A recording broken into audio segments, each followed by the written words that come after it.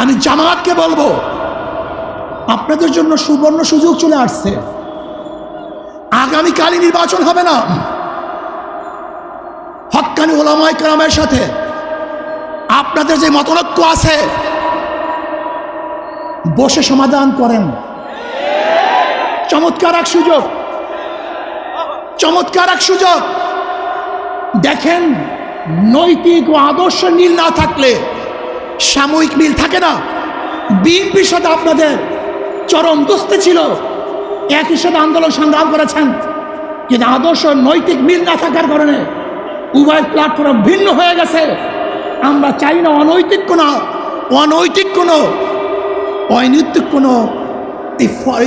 মানে লোক দেখানো কোনো ঐক্য আমরা চাই না।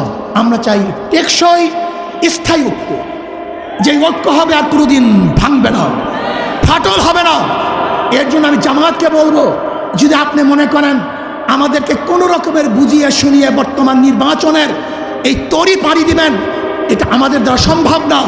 আপনারা আসুন, বসুন, হক্কানি ওলামায়ে কেরামের সাথে যে মতনৈক্য আছে সেই মতনৈক্যগুলি মিটিয়ে আমরা এমন টেকসই এক ঐক্যবদ্ধ হব, যে ঐক্যবদ্ধ কেউ ভাঙতে পারবে না, কেউ চুটতে পারবে না। ইনশাআল্লাহ আগামী রাষ্ট্র হবে ইসলামের রাষ্ট্র। আসুন আমরা সম্মিলিতভাবে ইসলামকে বাংলাদেশে প্রতিষ্ঠা করার জন্য চেষ্টা করব।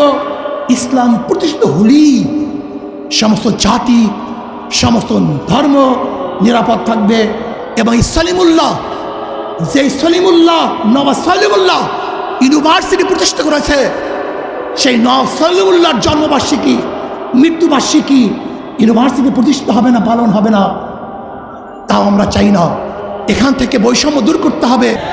আজও ফারাক্কাবাদের সমাধান হয় নাই, আজও তিস্তার সমাধান হয় নাই। আজকেও প্রবাহিত ভারত থেকে যে নদী এবং খালগুলি আছে তার পানির ন্যায্য হিচ্ছা এখন আমরা পাই নাই।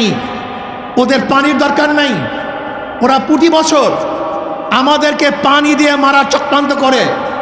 এবার বাংলাদেশের প্রত্যেক মানুষকে ঐক্যবদ্ধ হতে হবে।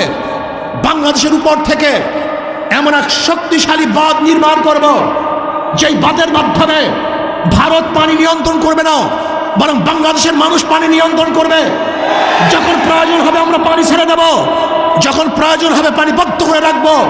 তাহলে ভারত আমাদেরকে ডুবাতে পারবে না, ওদের কাছে মাথা নত করতে হবে না, বরং ভারত আমাদের কাছে মাথা নত করে বাধ্য হবে। ভাইয়ের আমার, ওরা আমাদের অর্থনীতিকে ধ্বংস করে ফেলেছে, আমাদের সংস্কৃতিকে ধ্বংস করে ফেলেছে। আজকে ইসলাম শিক্ষা বইয়ের মধ্যে দেবীর মূর্তি আঁকা হয়েছে। আজকে রাধা এবং রামের, কৃষ্ণের সবক পড়ানো হচ্ছে। আজকে আমাদের বাংলাদেশের 92% মানুষদেরকে নাস্তিক বানাবার চক্রান্ত চলতেছে। আমি অন্তর্বর্তীকালীন সরকারকে বলবো, এই শিক্ষা কারিকুলামকে পরিবর্তন করতে হবে। বাংলাদেশের 92% মানুষের আশা এবং আকাঙ্ক্ষা অনুযায়ী, বৃহত্তর মুসলিম এই সংখ্যাগরিষ্ঠ মানুষের আশা এবং আকাঙ্ক্ষা অনুযায়ী সিলেবাস তৈরি করতে হবে।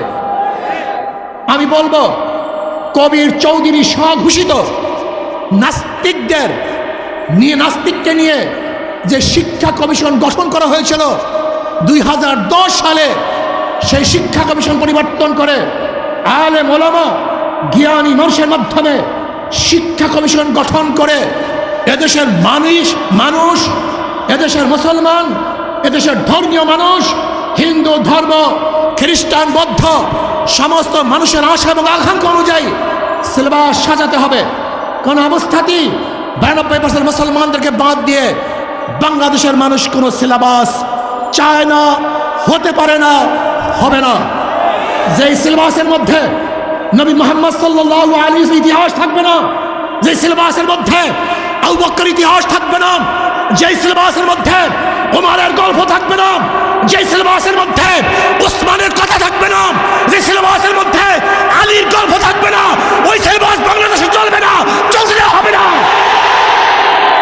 যে সিলেবাসের মধ্যে শাহজালাল ইয়ামানির ইতিহাস থাকবে না, শাহ মাকদুমের ইতিহাস থাকবে না, যে সিলেবাসের মধ্যে এদেশ যারা শাসন করেছে, এই যে যারা গোটা ফ্যাসিস্টকে রড়িয়ে দিয়েছে, তছনছ করে ফেলেছে, তাদের ইতিহাস যে সিলেবাসের মধ্যে থাকবে না, বাংলাদেশের বুকে সেই সিলেবাস চলতে